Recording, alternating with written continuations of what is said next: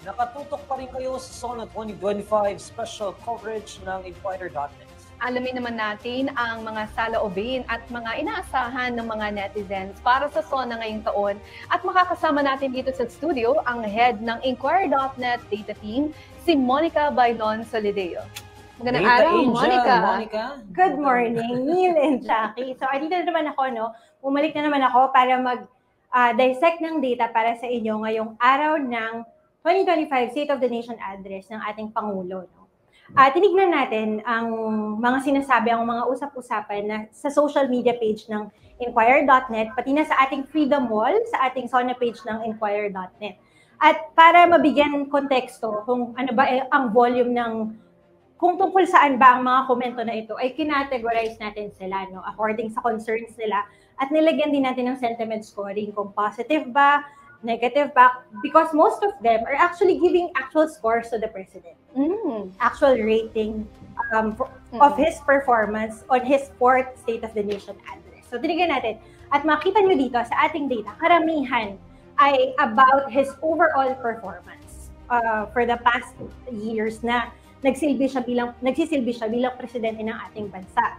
At almost 50, but actually majority of it are negative. But medyo, hati rin naman ng mga nagsasabi na maayos ang naging pamamalakad niya, mas bumuti kumpara sa nakaraang administrasyon. Ngunit marami rin na nagsasabi na mas mahirap ang buhay, walang pagbabago, hindi umunlad. Actually, majority of the comments under the overall performance category are touching on the quality of life comments nila. Kung kumusta ba sila ngayong nakaraang taon na si PBBM ang presidente. Meron din tayong political issues dito, as we would expect because of the recent news about the Supreme Court saying that the impeachment is actually unconstitutional. And majority of those comments were categorized under the political issues because they were talking about President Bongbong Marcos in relation to the impeachment and, of course, the performance also of Vice President Sara Duterte. As you would see, majority of those comments are on the negative sentiment. We also have, actually, dapat mas mataas bago sa Marcos Legacy ang SONA event.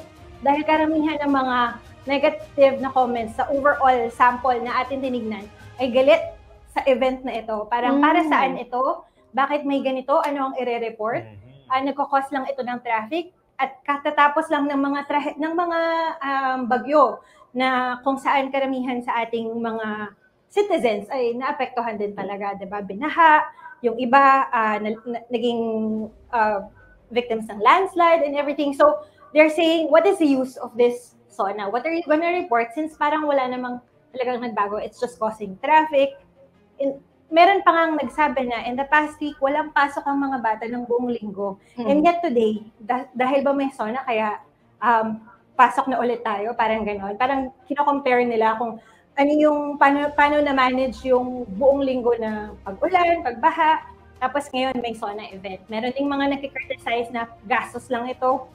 Kaya karamihan nga on the red line siya nakikita. Then we also had several comments on peace and security, foreign relations, also that slim red line criticizing the relationship of President Marcos with the other heads of state.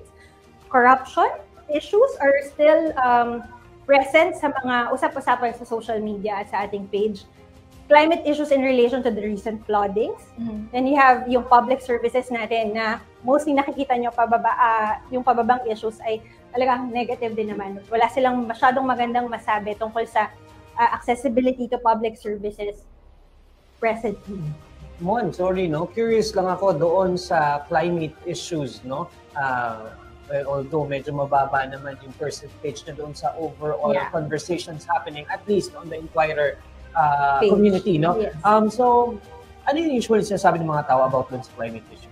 Is it pertaining to the recent flooding and storms? Exactly. So parang saan napunta ang mga pondo for flood control? There are specific figures that they're also quoting on their, or saying on their comments, mentioning on their comments, na saan napunta itong pondo na ito na supposedly for flood control. When in the past week we've seen, well, generally flooding, diba, in most of the areas. And looking at the general sentiment here, it's red. Negative halos lahat. Don't you think it has something to do with the recent spate of typhoons, the impeachment? Ano yung naging main sentiment nila? Bakit halos puro red lahat to?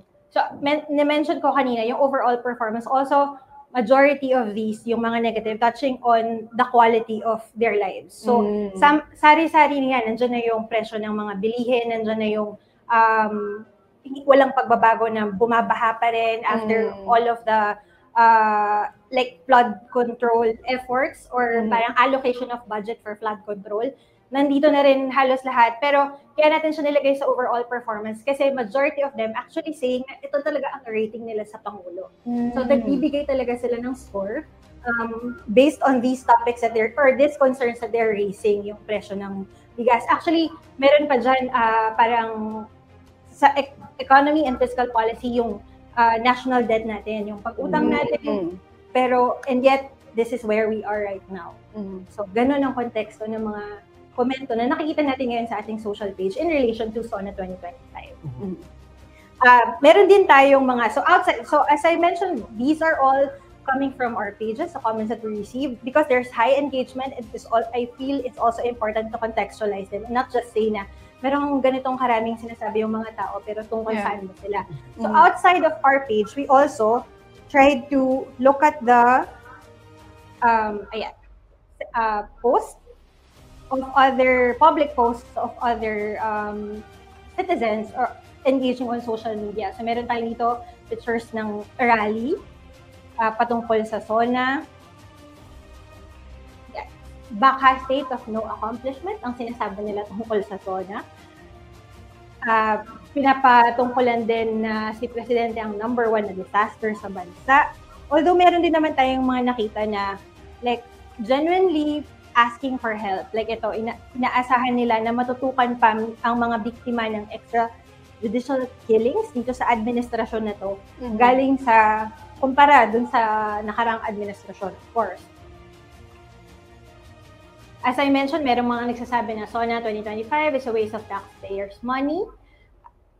At yan, wala naman silang parang pakialam sa mga isusuot ng mga tao sa SONA. Tigilan na lang nila ang korupsyon sa gobyerno. Parang gano'n. Parang let's not focus on these things na hindi naman talaga malapit or nakakaapekto sa quality ng life ng mga tao. Flood control ang ibida mo, but of course, in a sarcastic tone. At ito naman din, meron din namang mga taga-suporta ang ating Pangulo, no? So, nagsimula na rin sila magtipon-tipon sa Commonwealth. Ayan. Comments on, as I mentioned, yung flood control na saan napunta. And meron din naman na nagsasabi na ngayon lang ulit tayo nagkaroon ng parang mabuti na pamahalaan, pero may mga tao na pilit pa rin ibinabalik ang kasamaan at kadiliman. So, ayan ang mga nakita natin sa oras na ito from social media and from our own pages. Okay? Actually, importante na tingnan natin yung mga perspective nga natin mga kababayan, no? Because, ironic enough, we're calling it State of the Nation address and nagde-deliver nun ay ang Pangulo. But, if you really look at it, ang totoong nakakaalam ko ano ang State of the Nation ay ang mga tao. Di ba? So, this is your version of the actual State of the Nation. At yan mula sa Inquirer Data TV. May tanong pa ako, Mon. Okay. Ikaw, anong gusto mo, Kasi kanina pinag-uusapan namin yung, pinatakasin na tayo ni Data Angel, Monica. Kasi kanina pinag-uusapan namin ni Jackie kung ano yung gusto namin marinig sa SONA. Ikaw, anong gusto mong marinig doon sa SONA ni Pangulong Marcos? Ako siguro similar din sa mga sentiments nila. Parang, how do we exactly measure na there's improvement? Kasi, they've been saying, ito na ang bagong Pilipinas. Diba? But if the actual people who are like living their daily lives, buying goods, yung apektado sa pagtaas ng oil prices, nababaha. So, gusto ko ring marinig, paano ba talaga nila mini-measure at sinasabi na bumubuti ang buhay? Yes, I get it. We have metrics like inflation rate at nag-improve naman siya for May 2025. But is it really felt? Yun ang, yun ang importante for us. Maraming salamat sa Monica Soldeo para doon sa data report natin.